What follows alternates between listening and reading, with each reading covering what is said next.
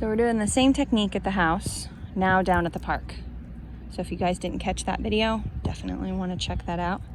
It's not asking much of your dog other than just to stay in the same spot with leash pressure, maybe a little blocking, a little help here and there, especially with distractions. I'll definitely add some interrupters, food as well.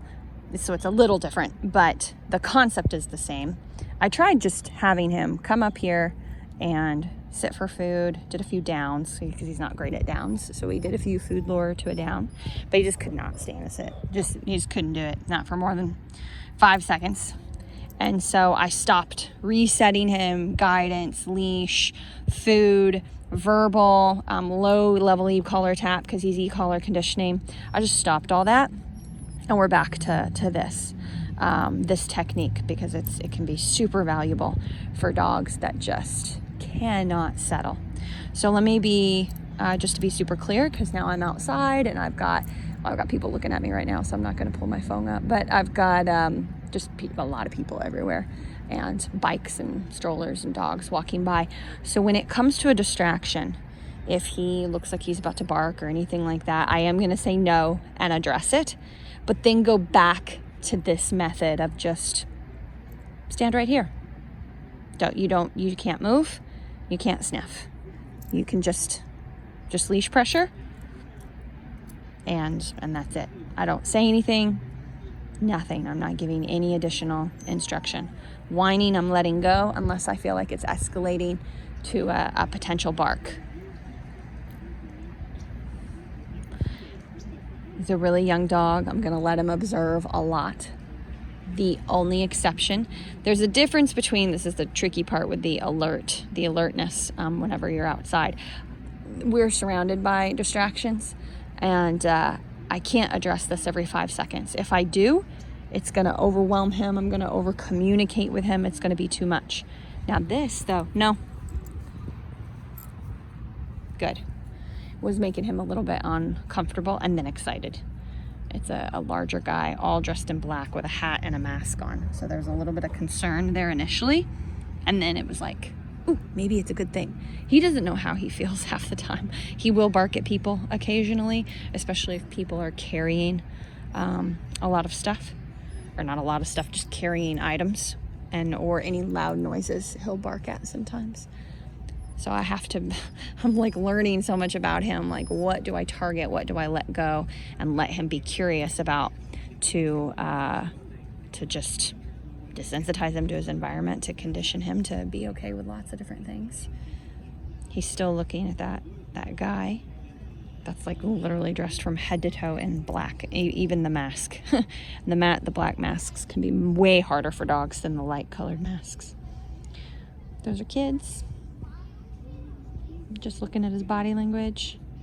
See all that intensity? So I might like just put my leg down. Hey, just kind of break. It's not a correction. I'm just interrupting that cycle, that brain cycle of being a little overly interested, feeding off of them a bit too much. That's the tricky part. There's no magic to it. It's when do I interrupt the cycle of feeding off of versus just curiously watching? Because there is a difference.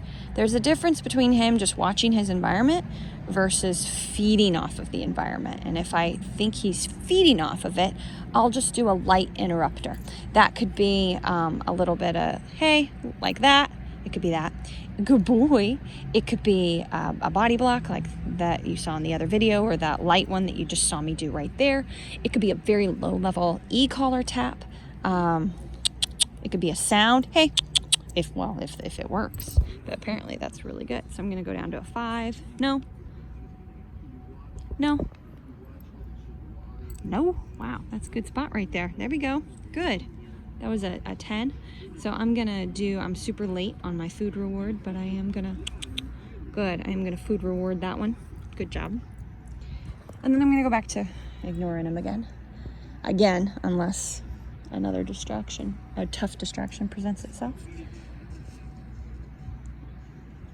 But I hope this video kind of gives you yet another understanding of why that technique of just stop asking him to do so much, stop asking for sit and down, just ask him to stay in one spot. and quit being so verbal and being on top of every little thing. Whittle away your communication down to 2 key things, which is stand in this spot and no sniffing. Just stand here and be bored, and then see what they do on their own. He's sitting. You're sniffing? No. And then, oh, it's a leaf he's playing with. And there you go, lay down. Chew on the leaf. I don't care. It's totally fine. Good boy. Do very little unless there's a big distraction that you think your dog is feeding off of emotionally. I would have done the same thing in the backyard. If a squirrel had gone by and he started feeding off the squirrel, I would have addressed that arousal and then went back to this. This is great to do after a challenging walk. And we did have a challenging walk. It's a little cooler today, very busy. The little woof, so I'm gonna keep an eye on this. I don't know if you guys noticed that, but he did the tiniest little woof. So, no, good job. So I was waiting. I know, I'm super slow on my delivery holding the phone. There you go. I was waiting for that moment, that perfect moment because I was late on the little woof. It was a dog, by the way. It was a little Shih Tzu. And a lady talking loudly. He doesn't like it when people talk really loudly. That combination let out that insecure woof. I missed it, which is totally okay. He didn't explode into barking. So I waited till he lingered. He moved his head to the side, following the dog and the lady. And then I chose a moment to interrupt it with a 7 on e-collar. As soon as he looked at me, marked it with a good, and then slow food delivery. And then back to ignoring him. And if he had stood up, I would just say no at feeding off of the situation. That's who it was that walked by. So pretty low-key Shih Tzu, thank goodness. But anyway, I would have just said no, disagreeing with the arousal that made him stand up. But then I would have went back to ignoring him, just making him stay in one spot. I would not have tried to do sit or down.